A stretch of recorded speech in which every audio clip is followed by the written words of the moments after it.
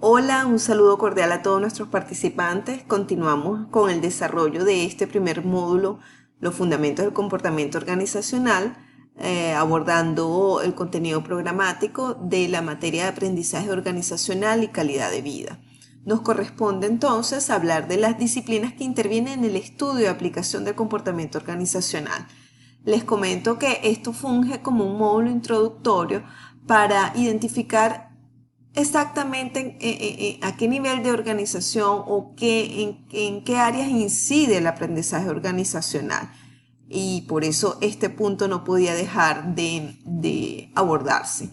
De hecho, ya previamente cuando hablamos sobre la definición de comportamiento organizacional, habíamos abordado de que se trataba de una disciplina académica que surgió como cuerpo de conocimientos interdisciplinarios para estudiar y retratar el comportamiento humano en las organizaciones.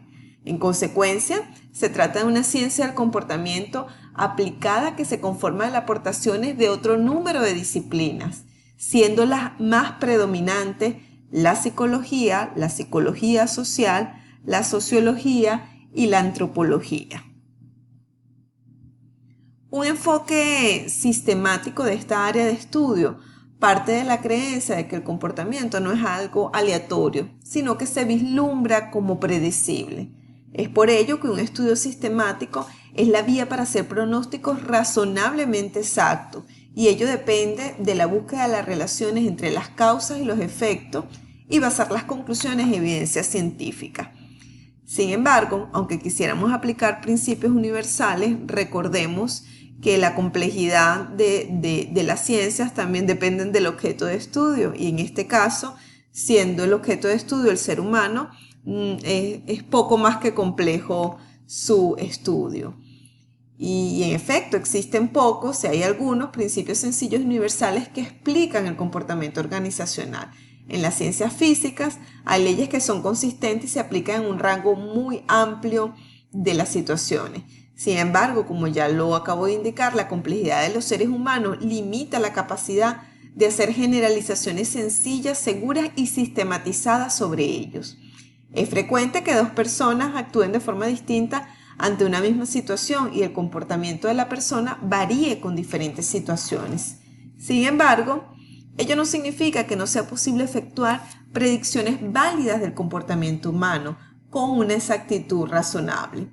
Y aunque hay un buen número de teorías basadas en investigaciones acerca de la forma en que las personas se comportan en las organizaciones, no podemos esperar encontrar un conjunto de relaciones directas de causa y efecto, como sí sucede en los principios universales de la física, química, entre otros.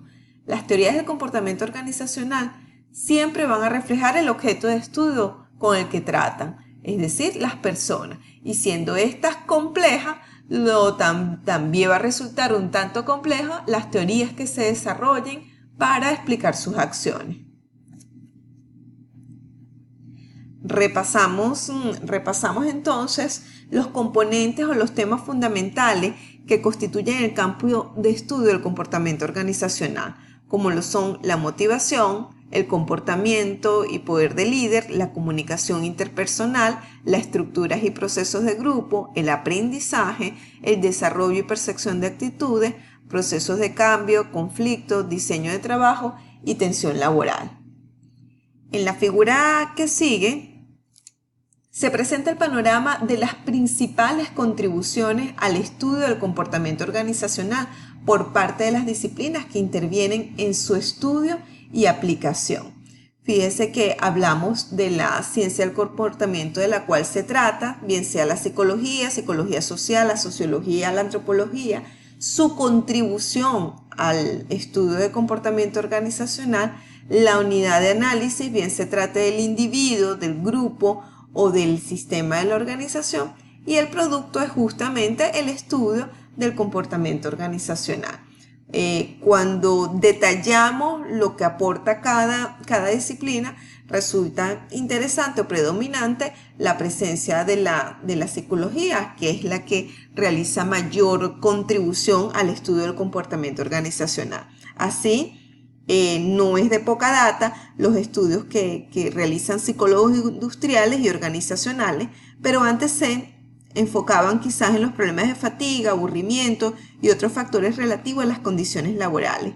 Sin embargo, más recientemente las contribuciones de la psicología se extienden al aprendizaje, a la percepción, a la personalidad, a las emociones, a la capacitación, a la eficacia del liderazgo, a las necesidades y motivadores y a la satisfacción laboral.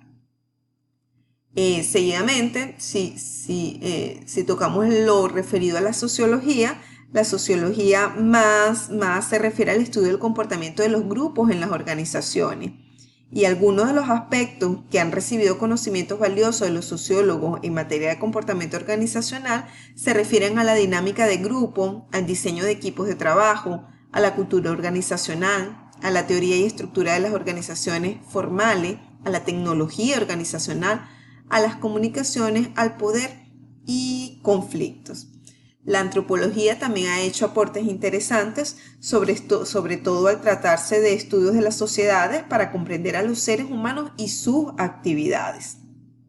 Y así vemos, es interesante analizarlo junto o hacer la vinculación junto con la unidad de análisis de la cual se trate.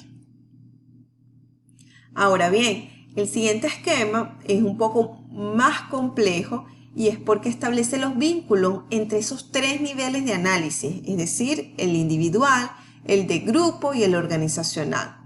Otro dato para resaltar de la vista que vamos a hacer a ese esquema y a los fines de su comprensión es que se han incluido los conceptos, por ejemplo, de cambio y tensión, que toma en cuenta la dinámica del comportamiento y el hecho de que la atención en el trabajo es un tema tanto individual, de grupo, como organizacional.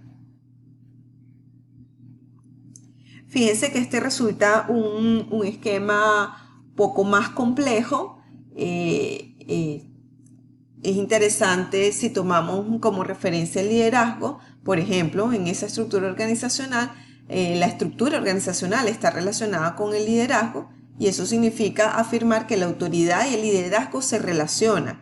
La administración ejerce su influencia en el comportamiento del grupo por medio del liderazgo. De manera similar, la comunicación es el medio por el cual los individuos transmiten esta información. Entonces, es el vínculo entre el comportamiento individual y el grupal. Así son las vinculaciones un tanto complejas entre los distintos niveles y por ello creemos que era importante traer este esquema para revelar la gran importancia de abordar el aprendizaje organizacional en una visión no solo sistemática, sino holística, como invitan los nuevos sistemas de gestión. Y además no perdernos la oportunidad que representa y que no es sino identificar al aprendizaje como un valor estratégico al ser un elemento que toca de manera transversal a todos los niveles de la organización.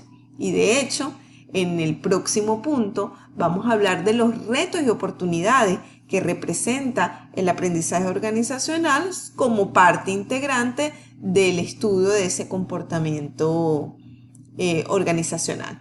Así que bueno, seguimos. En el próximo punto también será abordado por el mismo formato de presentación. Saludos.